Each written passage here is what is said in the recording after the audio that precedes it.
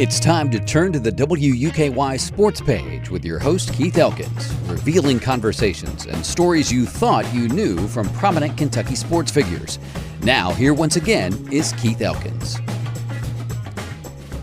Cisco Bryant is with us today. He played at Kentucky in 1983, 84, and 85, right, for Coach Jerry Claiborne? Well, yeah, 82, 83, 84, 85. 82 the freshman year. Yes. Then had 29 catches, 482 yards, 6 touchdowns during his UK career. He was an outstanding athlete at Bowling Green High School, where he played football, basketball, baseball, and ran track. Recruited by many schools before deciding on Kentucky, and he has coached at high school, middle school, youth football, and baseball levels, and is currently the assistant head baseball coach at Bryan Station High School, the head coach for football at Crawford Middle School, and coaches in summer baseball, the 15 and under U.S. Prime Kentucky. Cisco Bryant, and we are very glad to have you with us today. Thanks for being here. Thank you. Nice being here. Thank you for the invite. That's a well-rounded sports career, and perhaps best known as a receiver for Kentucky back in the Jerry Claiborne era in the 80s. But let's go back further than that. Now, you graduated from high school in Bowling Green, but that wasn't where you were born. But tell me about your initial interest in sports, where you were born, and how that all came about. Okay. Well, actually, on the birth certificate, I was born in Bowling Green, but we spent a lot of time in Indianapolis. Okay. And then I'm Bowling Green through and through. I'm a purple, 100%. So basically, what ended up happening is I ended up playing many sports, and my biological dad died when I was very young, and so Mom didn't let me play football, and I was very blessed. My mother remarried into who I call my dad now, and he convinced her for me to play football. And that started the football career, and of course you maintained your interest in other sports as well. And like a lot of people in your generation and further back, it was whatever season you were playing that sport, and you were active just about all year round, weren't you? It was you got one to another. It's totally different now. I commend kids that can play multiple sports because the coaches want them 24 hours a day, 7 days a week, and so that got me interested in every sport because I spend quality time doing it. And did you have a favorite right away, or did you just enjoy being out there, whatever sports season it was? That was a great question. It's actually my favorite was baseball. Baseball was something I worked at hard, but football was that sport that came natural, but I worked at it as well. Mm-hmm. When did you realize that you could make something special out of this, that this might end up paying for a college education and be a real opportunity at a very high level? I truly did not realize it until my senior year. We were playing a game, and Memphis, at that time it was Memphis State, came up to me. We just lost a very heartbroken game, and they're talking to me, and I actually was rude because I'm going, what? And he's talking about me coming and visit the coach at that time, and I went, and I wasn't really paying attention. I was like, wow, I didn't realize I was that guy that I see on Saturday. Mm-hmm. Yeah, and so this then began to become real then at that point, I guess, once you had that conversation, and then others, I guess, followed, right? Right, very much so, and it was actually surreal at that time because I just recall it a lot. And it was very humbling because you walk into a store and you just play football. I just played. Yeah, that's all it was. I was just playing, and I didn't realize I was one of those top guys. Now, at that time in the early 80s, Kentucky had undergone a coaching change, and Coach Claiborne's first year was 1982, which was your first year here. I mentioned 83, 85. That's when you were playing for the varsity, but you were here and on campus and playing and part of the football program in 82, and that was his first season, a winless season as it turned out, but things began to head in the right direction right away. But let's go with the Kentucky recruitment now and tell me about meeting with Jerry Claiborne or the other Kentucky coaches and what led to that decision. Well, the decision in the beginning was not Kentucky, and that's a fact. I didn't grow up being a huge Kentucky fan. I was a Hoosier. I was a Western Kentucky fan, and And at that time, it just came. And how it came about, my mom, God rest her soul, was talked to my dad about the other two schools I was considering at that time. And I sort of felt bad that she had to travel that far. So I communicated with Coach Claiborne and the staff, and we came up here, and then I chose UK. Mm-hmm. Was there anything about either him or the coaching staff, the guys you'd be working especially closely with, that made a difference, or was it mainly the family angle there? Well, I be truthfully honest with you, it really wasn't the coaching staff. It was a lot. It had a lot to do with the guys I went on recruiting trips with. They were coming here from the state of Kentucky, and it was funny. Like Joe Prince and I knew each other from 4 different schools, and so that made a big difference as well, because it was guys that now they don't really go like we did. That this generation doesn't understand. We would go and spend the night, and you get to know, and then we all said, "Let's go to Kentucky," and it was pretty cool. Yeah, and as you mentioned, the generations became especially important because Cisco's son Ty, of course, is a very prominent member of the current UK team. We'll talk a little bit about Ty here in just a few minutes, but you've seen the recruitment now in 2 different generations and can obviously have a firsthand experience on how things have changed. But let's go back to that 1983 season. That was the first year that you saw action, and UK was 6-5-1 in 1983, and that was fine with the fans because it had been 0-10-1 the year before, so things were obviously headed in the right direction. What do you recall about that team? Well, piggybacking on the 1982 team, it was a lot of freshmen playing because at that time, Coach Claiborne dismissed a lot of former players that was on Kersey, Yeah. thank you, under Coach Kersey. And so we had a lot of experience as a freshman. And then we come back our sophomore year with juniors and seniors that was already on the squad. And I remember vaguely we were just talking about it, and we played West Virginia in the bowl game, and it was like 12 degrees outside on that Saturday, and the next day it was sunny and beautiful. But it was grinding. It was very grinding, totally different from high school.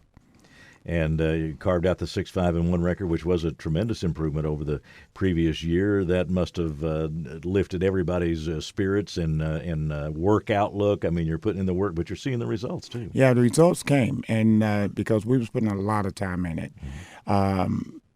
At that time, you really had to really love the game because the practices was not a joke, and the time you spent in practice and preparing was not even close to what they go through now. It's, they called it child labor laws back then. Yeah, it was different, that's for sure. Jerry Claiborne had played for Bear Bryant back in the 40s. He was highly respected. I mean, like any coach, he's going to have some players who like him a lot and maybe some who like him a little less during the time that you're there. But tell me about your experience with him. There's not too many that don't like him. I can go on record to say that he is a blessing of a man. God rest his soul. He really cared about you, and he knew about you, and it bothered him if you was upset about something, and he tries to figure it out. You didn't understand his strong love at 17, 18, 19, 20, 21. You didn't. And then all of a sudden you realize he has your best interest in heart. And I tell people all the time that I coach like him. Everybody that's he's ever touched has a warm feeling for Coach Jerry Claiborne. Yeah, that does seem to be the consensus, and that's very difficult, I would think, for a coach to achieve, because at the time he's got to win football games, you got to play, you got to compete, you got to work hard, but he always seemed, and to those of us who were just observing from outside, he seemed very real. It seemed like who we saw as Jerry Claiborne, that's who you saw. Is that a good observation? That is on point. He was very neat. They would call that anal in 2025. He wanted you to be that way. Everything had to be structured. Everything was done correctly, because his favorite saying was the little things. And as I became a coach, that was mine, the little things. Anybody can do the big things. Claiborne emphasized over and over about the little things. Mm-hmm. And a lot of the former players will say exactly that. And regardless of how tough he might have to be on you as a coach, that they learned that he did have the best interests at heart. He was, I won't say a unique individual, but there couldn't have been too many like Jerry Claiborne. Well, that might be the best word. He was a unique blessing. Mm-hmm. He believed in the GPA grades. If you was there 4 years, you got a college degree. Mm-hmm. He emphasized academics, because I remember one time I had to change a class, and it was during football practice, and he yelled across and told me, "Aren't you supposed to be in class?" Mm-hmm. And that's a fact. He was about the academics. Well, they also produced some very good football teams, and that 1984 football team was an excellent team, a 9-3 team. You had a win over Tennessee at Tennessee that year, 17-12, and that unfortunately was the last win over Tennessee for many, many years. It took a lot of Kentucky teams to produce another one, but that was just a really good team all around. Tell me about that group and your impressions as you look back on them. Well, that was the main characters were a lot of Kentucky kids. Ohio, everybody else was in there, don't get it wrong, but it was a very unique, we were very close as a team. We hung out a lot because we all stayed together in during the season, and it had special players. Oh my gosh, had special players that made plays all the time.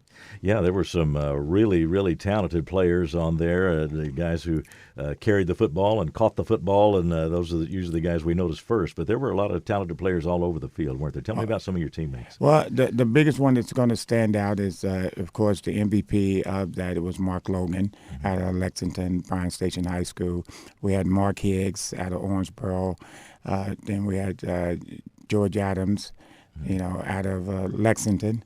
Joe Hunter out of Florida. Great. All four of them had outstanding years in the NFL. Opportunity to play in the NFL. Bill Ransdell was the quarterback. Worley kicked the last-second field goal. You got me going down memory lane now. So we were very talented on both sides of the ball, offensively and defensively. Mo Douglas as well. Mm-hmm. Yeah, a lot of great players, and you had a good, solid season. And tell me about working with Bill Ransdell, the connection there, and even though Jerry Claiborne was a fairly conservative coach in his outlook, you did get some opportunities. Tell me about how you fit into the things as far as that '84 team is concerned. Well, I think in general, wide receivers was just eligible to go downfield and block. So we all had a pretty nice bench press. We all could lift, and we had to be strong. And Claiborne truly believed in the run. And if you didn't block, you didn't play. So people used to say all the time, y'all don't drop too many passes, meaning y'all as in Joker Phillips, Cornell Burbridge, Eric Pitts, and myself, and Lefford. The biggest thing was we know we weren't going to get many passes. It ain't like now. Yeah. You caught them. We didn't drop too many of them because not too many was coming. So it was a well-rounded receiving core. We all had different perks, and Claiborne used it. In terms of playing receiver, you're playing in the Southeastern Conference. Obviously, there's going to be some pretty good defensive players lining up across from you. When we talk about a receiver getting separation, and sometimes we hear some complaints about, well, our guys aren't getting separation, they're not getting open. What's the key to developing that? Because sometimes the guy across the field from you is going to be just as athletic as you are. What's the key in being effective? Well, I think for me it had to be because I was 100% defensive minded. And I will say this to go to your question, Keith, is the first time my high school coach met my wife, Terry, he said, Claiborne should have never moved you to receiver because my biggest assets coming out of high school was defensive back, safety. It was not receiver. I just was blessed to play receiver.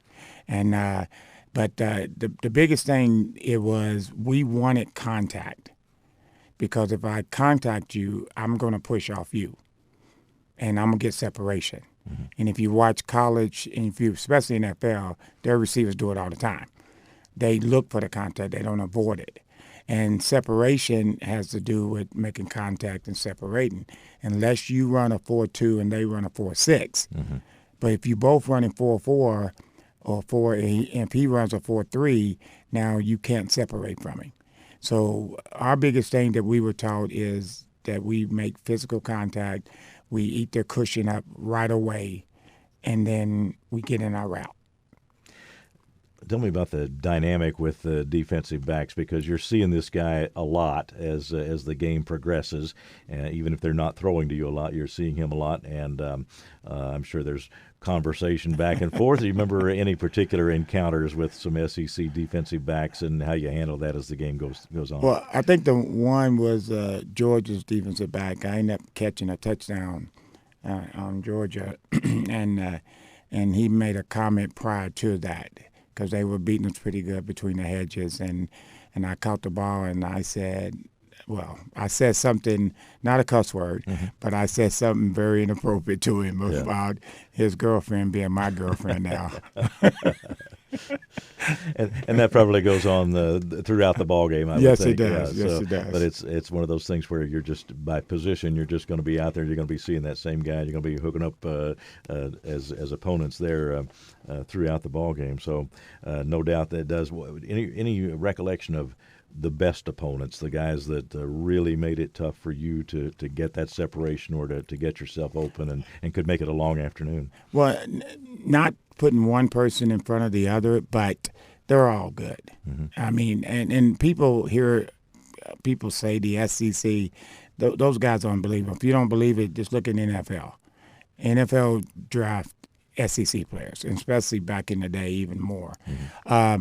They're all fast. They all know technique. And when you're a receiver, you have to watch a lot of film. What does he do? Does he set down? Does he roll his hips? Does he backpedal? Because I love DBs that stayed in their backpedal. Because you're not going to outrun me. I can run a 9 flat, but you're not going to outrun me backpedaling. Right. And that was the biggest emphasis back then, is backpedaling. And I never understood that, because I'm going to eat your cushion up. I'm running straight and you're running backwards. I'm going to give the advantage to the receiver. We mentioned that 1984 game against Tennessee that was in Knoxville, and Kentucky won it 17-12, and you had an active part in that ball game. Again, of course, you had no way of knowing that it was going to be a long time before Kentucky would beat Tennessee again, but beating them with 100,000 people in the stands, that's got to be pretty satisfying for any visiting team, even though you were on your way to a great season. It wasn't like it was a complete shock that you won the ball game, but still that had to be a big one, didn't it? Well, I think not really the 100,000. I think it was just the rivalry of Kentucky and Tennessee, because that got built up, and Claiborne built that up a lot. And I think when's the last time we beat them? That was the build-up. And then when you're on the field, a lot of times you only see what's in front of you. If you're a true focused athlete, they can scream and holler all they want. But if you're focused, you're gonna see the person in front, and your job is to beat him. But it was the build-up of Kentucky versus Tennessee. About the day-to-day work that a receiver puts in, I mean, you're working closely with a position coach at that time. Tell me about your experience there, the coaches that you worked with. Well, Chip Garber was our first coach, and Chip ended up leaving, and Chip was great. And I can honestly say losing him hurt. And I forgot to admit, Jeff Picoro played at that time too. So, but and Chip was very good at being a receiving coach, and he taught you got to do this on this DB, you got to do this. So he would have you work on that defensive back weakness. So if Coach Phillips, if he's does this, he'd be like, no, that's not going to work on this guy. That's what made Chip Gardner a very good receiver coach, because a lot of stuff you work on as receiver is fundamentals in your feet. And how quickly you can get that DB to turn his hips, and then you explode off of it. And those, again, are the coaches that you're working with day to day. Sometimes we think about your relationship with the head coach, but the position coach, that's the guy you have to work with him, right? I mean, that you have to have a decent relationship with him. Right. Usually a head coach at a D1, any D1, he really does. I think Coach Saban, the GOAT, if you will, he worked with the DBs a lot. But most head coaches usually stand in the middle field and micromanage everything. Yeah. And they know everything. They're CEO of a company. Don't think they don't know that custodian didn't mop that floor. They do. Yeah. Okay, and that's head coaches. That's the real head coach. He knows what everything's going on. He's in every meeting, the linebacker meeting, the defensive back, the receivers, the kicker meeting, the holder meeting, and then when he needs to say something, you listen because he's mastered all of it. Mm-hmm. And you had an opportunity to be a prominent part of some very good Kentucky teams. And when you look back on your college career, is it with satisfaction? I mean, there are always some things maybe that you wish went differently, but in general, was it a great experience for you? It was. It was fantastic. I think the biggest experience, you hear people say it all the time, but it is true, is your relationship, because you don't know what somebody is going to be. And then they find out they're doing this, they're doing that. And I'm fortunate we're going down to Alabama this week to play the War Eagles, Auburn, Tigers, War Eagles. And the Plainsmen. The Plainsmen, yeah. And the thing about that, Anthony called me he played running back at Kentucky. He lives and down that way, and he called me, and I didn't talk to him in 5 years. And this is, I'm sorry, whom? A former Anthony Gardner. Yeah, okay. Yeah, running back, and it was so cool to talk to him because he know Kentucky's coming down, and he's been watching Ty, and so I'm looking forward to see him. I think that's the biggest thing that I remember about college is still going on in my life. Because at halftime, if you walk around to that side, you'll see all the former players standing there. And that's really the only time because we got lives. We got kids, we got jobs, and we don't see each other. Yeah, we're recording on October 28th ahead of Kentucky's game against Auburn. We'll talk a little bit about the current Wildcats here in just a few minutes. But you eventually became a coach yourself. Yeah. Were you still playing when you thought, I'd like to do this? Or did anybody, you say you coach like Coach Claiborne, but anybody in particular other than him or he himself? Maybe talk about that a little bit as to how they became such an influence for you to be a coach and to coach in such a certain style. Well, my coaching style was Coach Wilson Sears, who had me at Bowling Green High, who came up this way to Bourbon County after he left Bowling Green, and Coach Claiborne. And then a few other coaches you don't know but you watch. I didn't like kids. This coaching thing came from, I don't know where it came from. And then I started with the YMCA, started working with young people and young kids, and really got into it. And my first coaching job came at Dunbar High School in '92, and I started coaching football and baseball there. And Mike Ben and Chip, he was a baseball coach, and Coach Mann was the football coach, and that's where I first started coaching high school. I did a little Babe Ruth and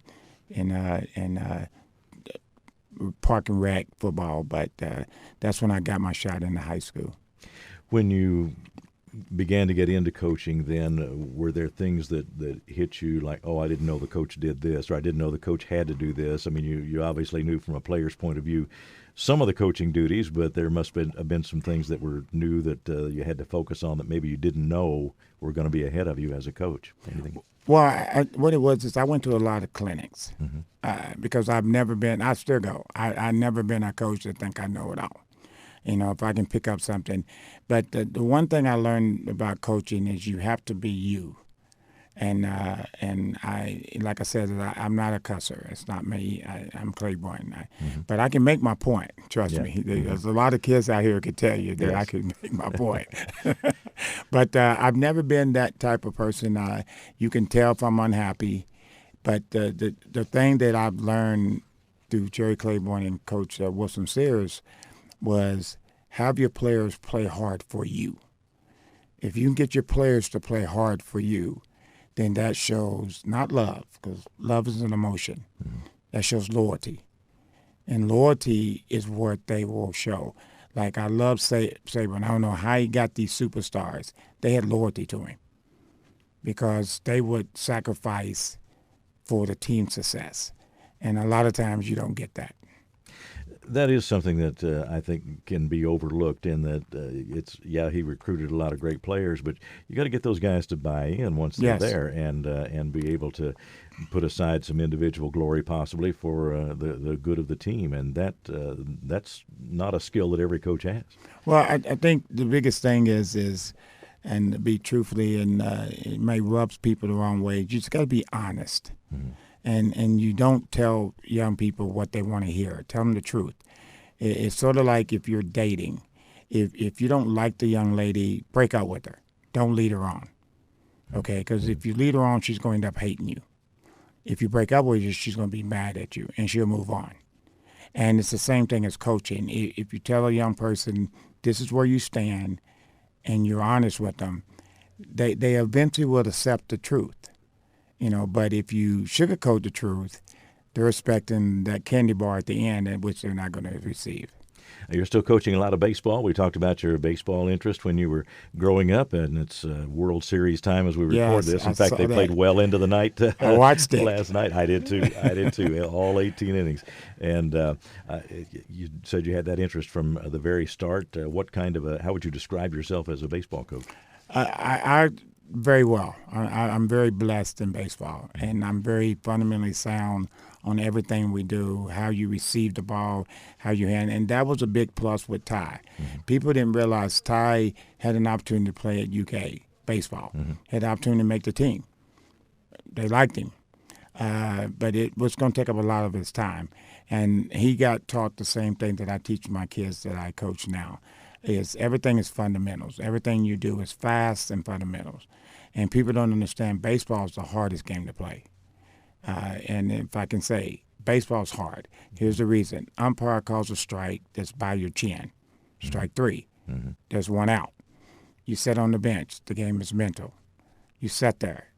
Now it's finally 15 minutes later, it's 3 outs. You go to the defensive side. You see that same pitch that an umpire calls strike 3 on you called a ball. We're human. We react. Mm-hmm. Now the ball's going to find you because now you're not focused. Right. Baseball, to my mind, is the hardest game to play because it is so mental. You got to say it's got so much downtime. And I was able to coach that into my kids to stay focused. Move your feet, do something, but stay mentally focused. Yeah, in my experience in minor league baseball, working with legends, and you see guys who, of course, have been stars in high school or college or maybe both, and they come into professional baseball, and for the first time they see what the players will later describe as a game of failure. And so you have to deal with that failure. Even the best hitters fail 7 times out of 10 or more these days. And so you have to deal with that failure. And when you see a guy get upset after an 0 for 4 or maybe an 0 for 8 or an 0 for 12, if it drags out that long, the game can eat you up, can't you? Because you got to play just about every day. Right. And when I been at Dunbar High School, I ended up going to Bryant Station for the first time under the legend Steve Chandler. Mm-hmm. Steve Chandler taught me baseball from A to Z. He was a big-time baseball player, went to Vandy, played one of the first SEC black guys to play at Vandy, and got his degree, his master's there, and went to the league and was a scout for the Yankees for many, many years. And so I quit Dunbar and went over to Bryant Station to learn it. And that's the biggest thing about baseball is and again, being redundant, is that mental. And that's the reason why what these guys can do in the major leagues is amazing. It really is. Mm-hmm. Yeah. The challenge, one of the, I guess, the fundamental challenge in baseball is that you do play so many times, and you got to get right back out there and do it again. Sometimes that's good news, and sometimes it's not if you're not going so well. But either way, you got to overcome that mental angle, or it will tear you apart, and it does happen. Right. The term in baseball is don't get too high, don't get too low. Yeah. Even keel. Yeah. And that's the biggest thing about baseball. And people don't understand it.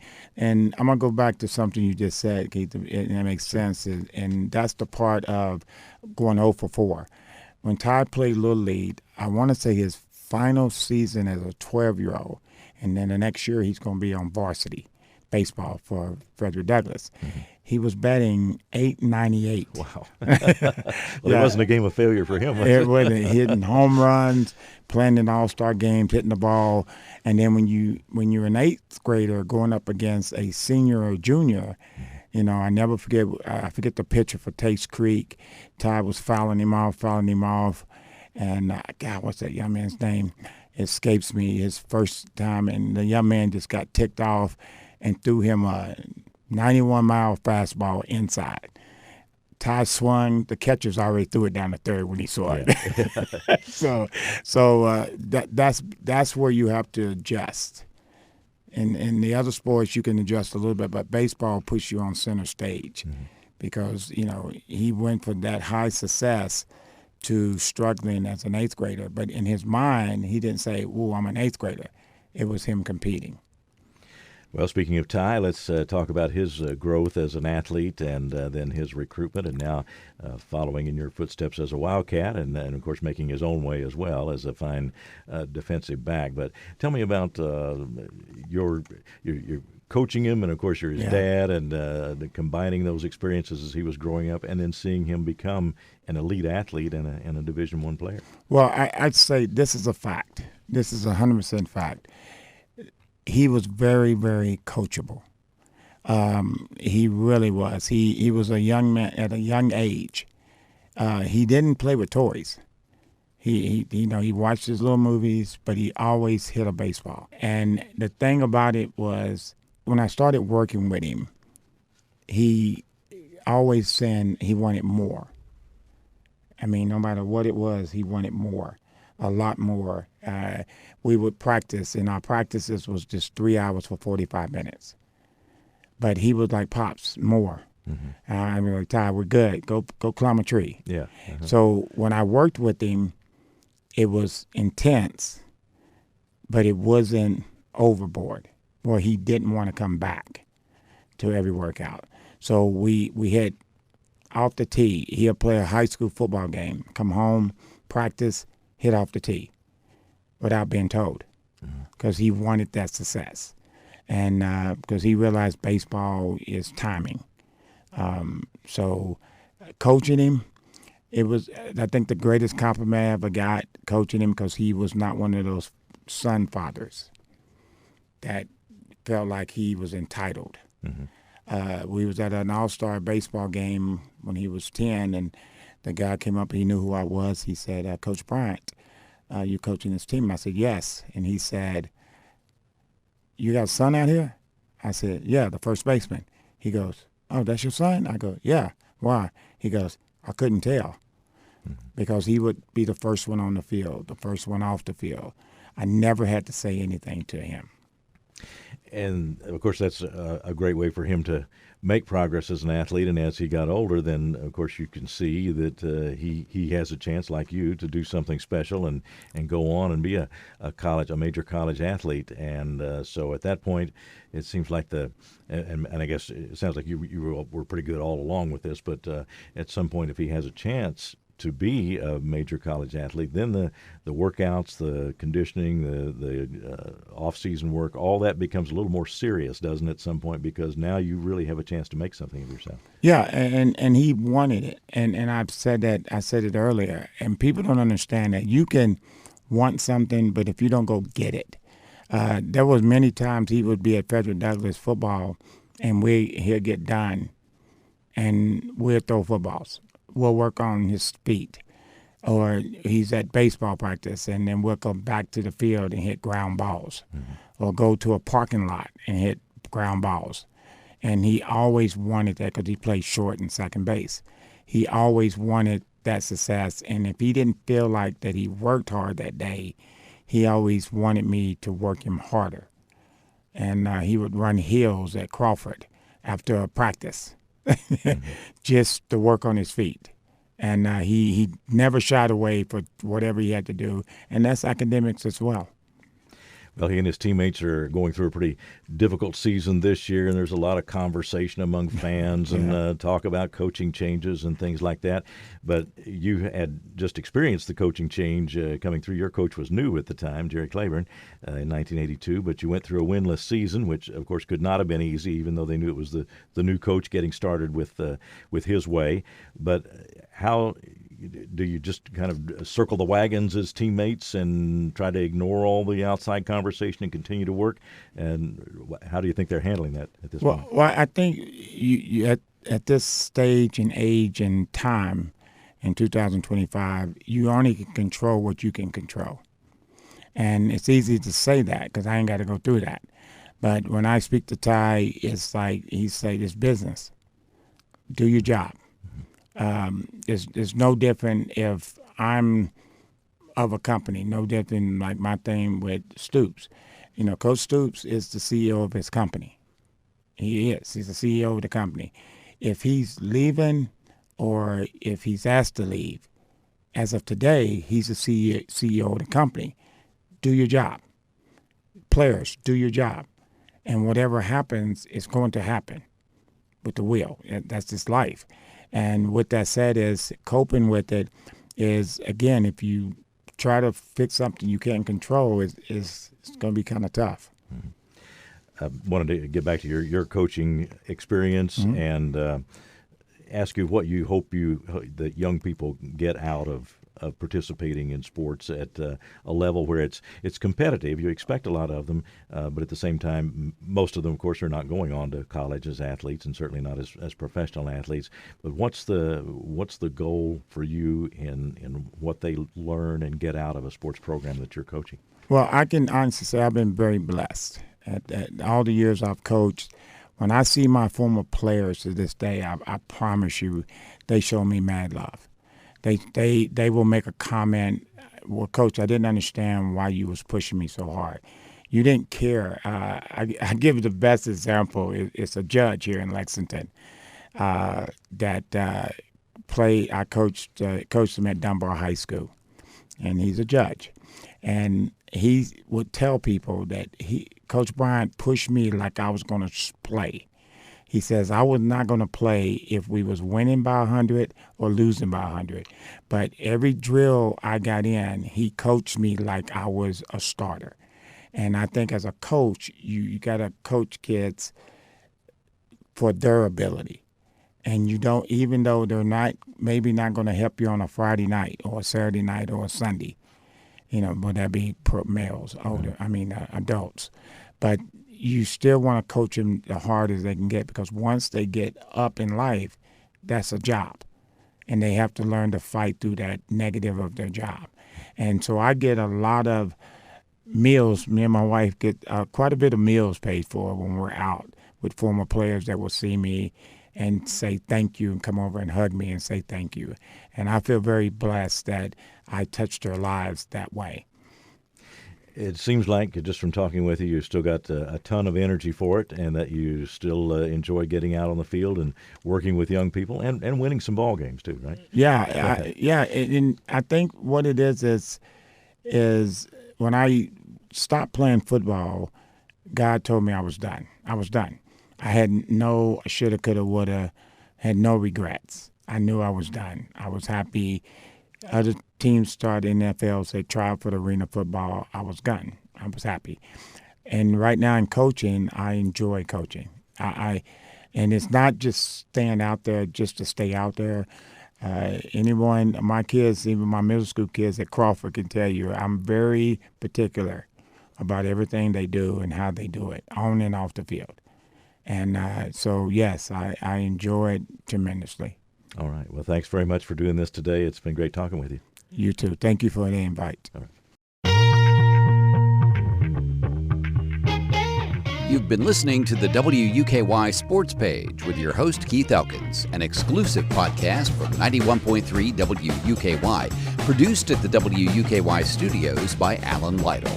Our theme music is Peanut Butter and Jam by Illogical Bit, available at soundcloud.com/illogicalbit. Subscribe to the Sports Page through iTunes, Google Play, or at our website, WUKY.org.